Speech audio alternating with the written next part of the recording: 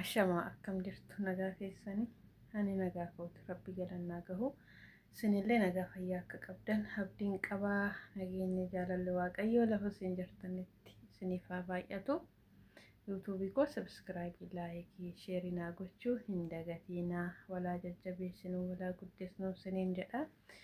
Mucaa tokkotu koomentii jalatti maaldhaan gurraacha ati guggubdee mataa keetti godhattu naan jette.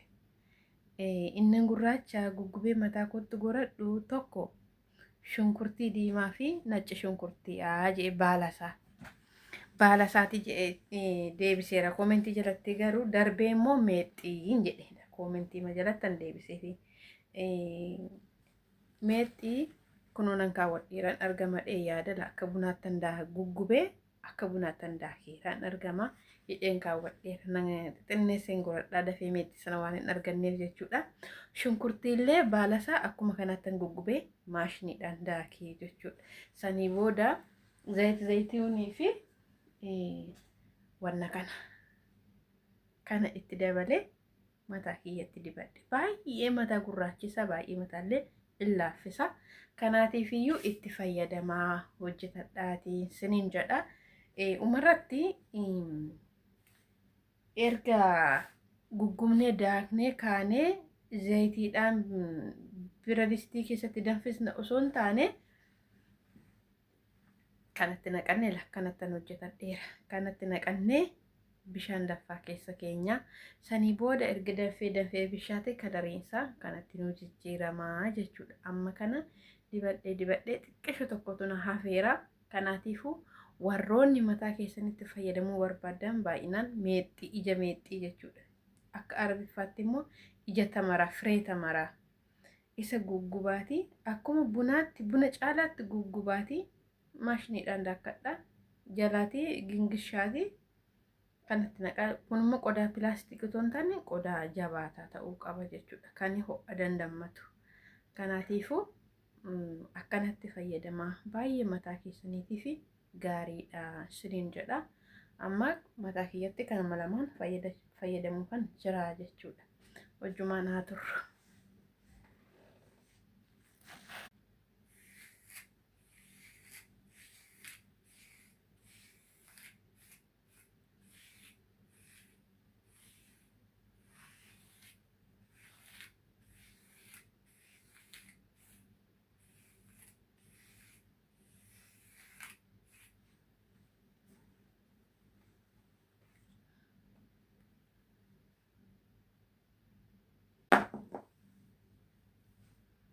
Mataa fayyadama.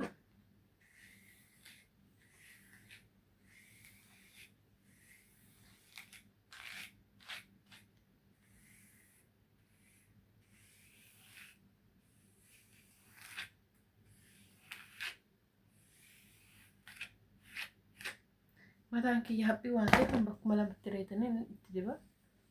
Kun immoo bakka warri mataan keessaa yabbu bakka barbaaddan itti dibachuu dandeessu. Hirtanii jechuudha.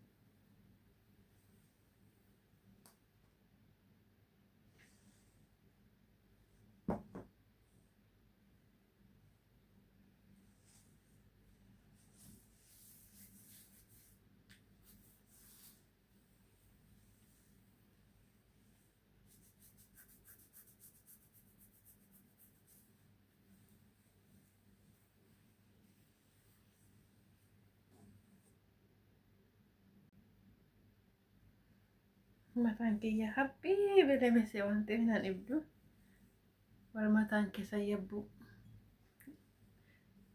waan baay'ee sin gaafata yeroon jiru qibaatii jechuu kooti sanii booda iddoo lamatti ranna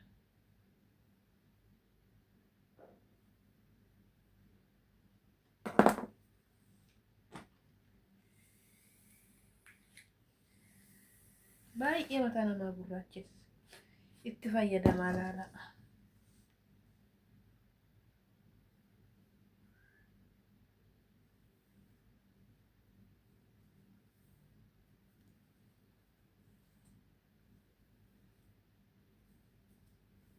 kanatti bakka afuritti radheerra afaanii sin immoo bakka itti rattaan sinif beeka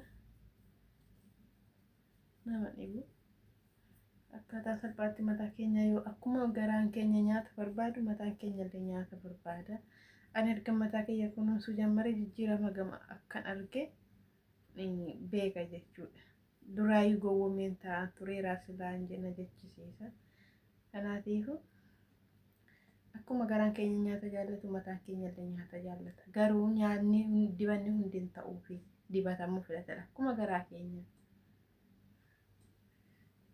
dibata maradhata jechuudha anaaf amma mataan koo gosa hunda naan fudhatu yookiin foroorii natti ta'a yookiin na hooksisa kan achitti mun bubuqqa'a akka waa yabbu gaafa isa itti dibu sana dhiisee waan biraa itti dibu immoo bakka inni isa tokkorratti waan nyaate isa tokkorratti immoo homaa takka naas hin nyaatu naas hin bubuqqa'us kanaatiifuu mataa keessan jaalladha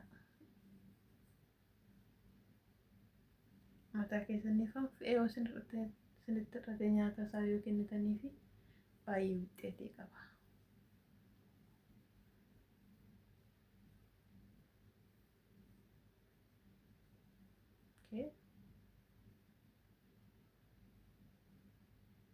Kan akkanatti bakka lamatti silla bakka afur kan mataa kiyya yabbuu miti.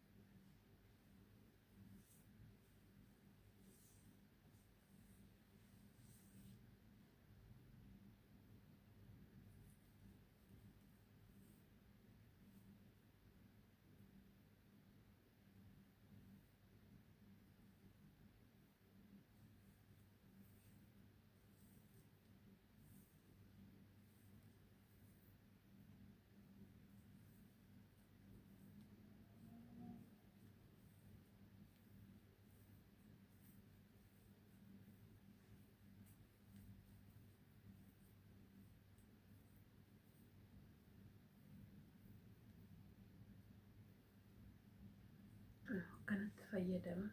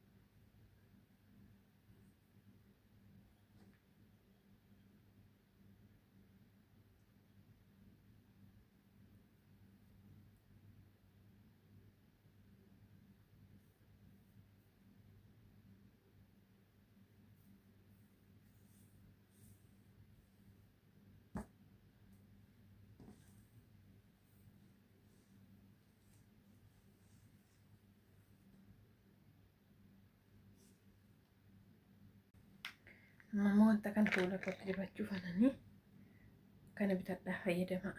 Faayidaa qaba. Kanaan hin dibadhan.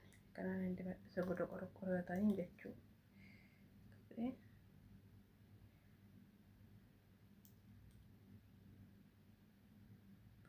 Naa biqilshaa jira. Amma ji'a kana gartu. Bu'aasaa. Asirra iddoo kana faaduu ta'eera. Lamma margaa jira.